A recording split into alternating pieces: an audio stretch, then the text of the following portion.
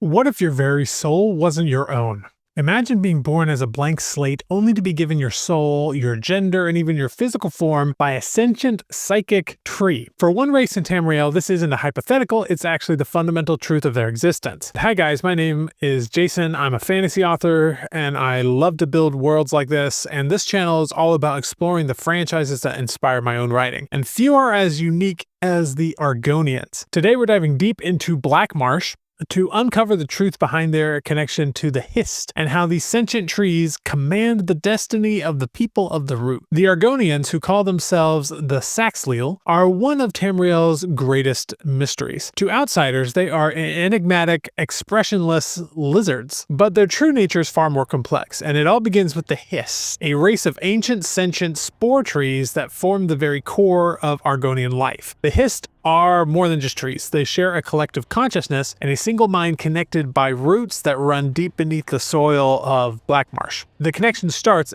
actually at birth. Argonians actually lay eggs, and clutches are placed in hatching pools near a Hist tree. When an Argonian is born, it licks the sap of its home tree, and in that moment it receives its soul. Argonians believe the Hist stores the souls of the dead, recycling them into new generations. An Argonian without this connection is seen as incomplete. There are rare cases of Argonians born outside of Black Marsh, away from the Hist. One such Argonian, Jarit, was born into slavery in Morrowind. While he grew into a functional adult, he was considered disadvantaged in Argonian society. He couldn't understand the subtle body language and social cues of his people because he lacked that fundamental link to the root. This Hist connection dictates almost everything. It's believed that the Hist sap and Argonian licks can determine their sex and appearance. But even more fascinating, an Argonian can change their gender later in life. Through a special ceremony, an individual can commune with the Hist and transform not just physically, but spiritually. And it's not a choice made lightly though, it's a deep internal calling facilitated by the Hist. The physical form of the Argonians is perfectly adapted to the treacherous swamps of Black Marsh. They have gills for breathing underwater, scales resistant to disease, and a natural immunity to most poisons. Their ability to thrive where others perish has made them masters of guerrilla warfare. Many an invading soldier has been dragged away to a watery grave by an Argonian who simply disappears back into the depths. During their war with the Reman Empire, they even built underwater headquarters, turning the swamps into impenetrable fortresses. While often called lizards, their physiology is a blend of reptilian, amphibian, and even avian traits. They can have fins, feathers, horns, or spikes, and some have webbed hands and feet, and they use their strong tails for propulsion in water and for balance on land, which makes them excellent thieves and assassins. Their appearance can vary wildly between tribes,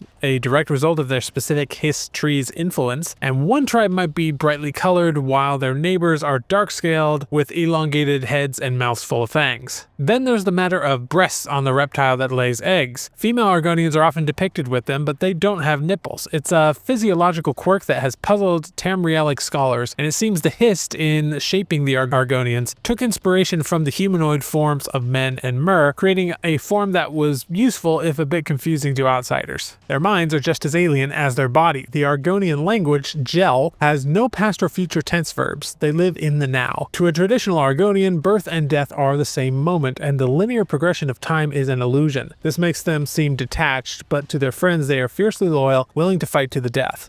Argonian culture is just as shaped by the Hist as their bodies. Long ago, during the Stone Nest period, they built massive stone pyramids called Zanmirs. This ancient society was ruled by priest kings and feared the creative destructive forces of Sithis, viewing it as a destroyer. They built stone monuments to outlast time itself, but their society collapsed in a mysterious event known as Duskfall. Following Duskfall, Argonian culture underwent a total paradigm shift. They abandoned their stone cities for impermanent mud and reed huts, and they began to see Sithis not just as destruction but as change, an essential part of the cycle of existence. They came to believe that building to last was a folly born from a fear of death, or shunate. By embracing impermanence, they conquered that fear and became one with change.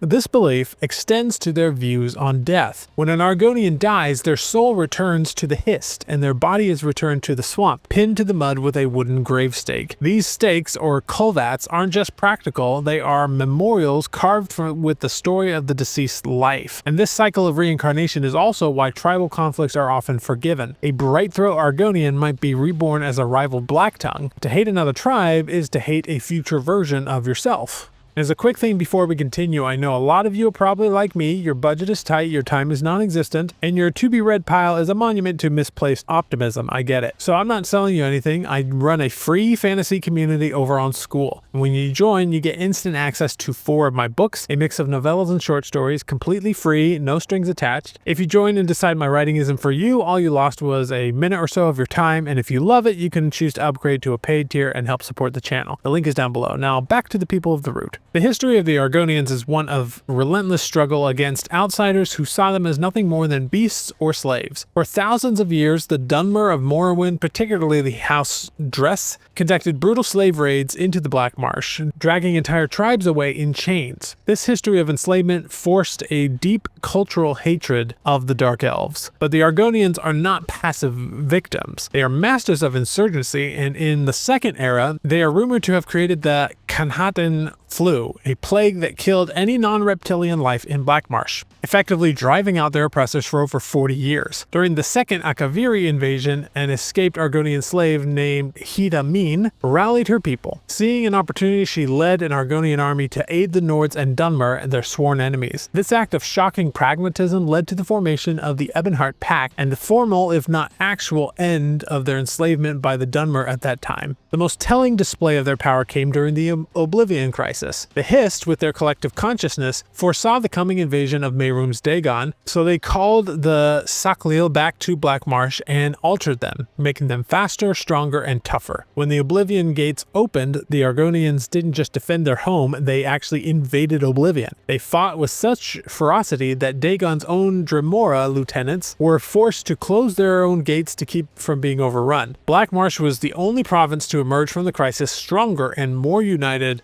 than before. This newfound strength led to the rise of the Anzilil, a nationalistic political party. In the Fourth Era, shortly after the Red Year devastated Morrowind, the Anzilil led the Argonian invasion of their former master's homeland. In what they called the Accession War, they sacked cities, including Mournhold, and exacted their revenge for centuries of slavery. Though eventually pushed back by House Redoran, the Argonians remained a powerful, independent nation, deeply distrustful of all outsiders. So what does all this tell us? The Argonians are a fascinating example of world building, a race designed to be truly alien from a human or elven perspective. Their architecture mirrors that of real-world Mesoamerican cultures like the Aztecs and Mayans, grounding their strange culture in something familiar yet distinct. But their psychology is what truly sets them apart. They are a collective, guided by a sentient psychic ecosystem. When the Anzilil summoned the floating city of Umbriel, the rogue Hist controlling it simply broadcasted a command, and Argonians within its range began mindlessly walking to their own destruction, their souls fueling the city. This isn't mind control in the traditional sense, it's a fundamental part of their being. They are all connected at the root. Brendan the Persistent, a First-Era scholar, perhaps said it best. The Argonian people have, throughout Tamrielic history, been perhaps the most misunderstood, vilified, and reviled of all sentient races. Yet those who have taken the time to experience Argonian culture have gained a greater appreciation for this noble and beautiful people. They are not just lizard folk, they are the Saklil, the people of the root. They are a single organism masquerading as individuals, a culture that sheds its skin as easily as it sheds its cities, and a force of nature that, when roused, can make even the Daedric princes of Oblivion tremble.